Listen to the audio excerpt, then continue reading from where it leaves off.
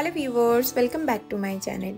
তো আজকে special recipe হচ্ছে গরমের জন্য স্পেশাল ঠান্ডা ঠান্ডা হেলদি টেস্টি এবং ভীষণ ইজি বানানা মিল্কশেক রেসিপি। তো আসুন দেখে নেওয়া যাক। এটা বানানোর জন্য আমি এখানে কিছুটা নারকেল গুঁড়ো, টুটি ফ্রুটি, চেরি, আইস কিউব, দুধ, চিনি আর কলা নিয়েছি।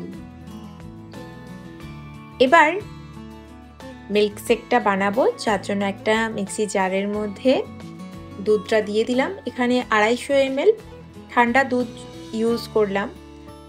দুধের মধ্যে দিয়ে দিচ্ছি আইস কিউব, যাতে করে বানানা শেকটা ঠান্ডা হয়। দিয়ে দিচ্ছি 4 চামচ পরিমাণ চিনি, তারই সাথে কলা দিয়ে দিচ্ছি। এখানে আমি 250 গ্রাম দুধের জন্য 3টে কলা ইউজ করেছি। কলাগুলোকে ছাড়িয়ে মিক্সি জারের মধ্যে দিয়ে দিলাম। এবার সব কিছুটা ভালোভাবে ব্লেন্ড করে নিয়েছি। তো দেখুন খুব ভালোভাবে ব্লেন্ড হয়ে গেছে।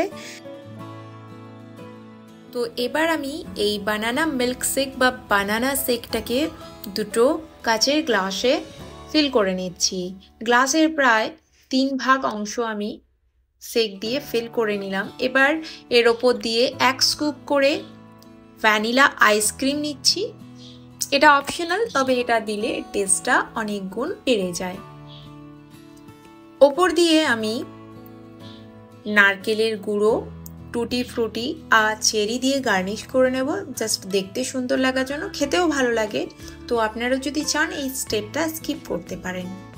আশা করছি রেসিপি আপনাদের ভালো লেগেছে। ভালো লাগলে ভিডিওটাকে লাইক, কমেন্ট, শেয়ার আর চ্যানেলটাকে সাবস্ক্রাইব করে আমাকে সাপোর্ট করতে ভুলবেন না।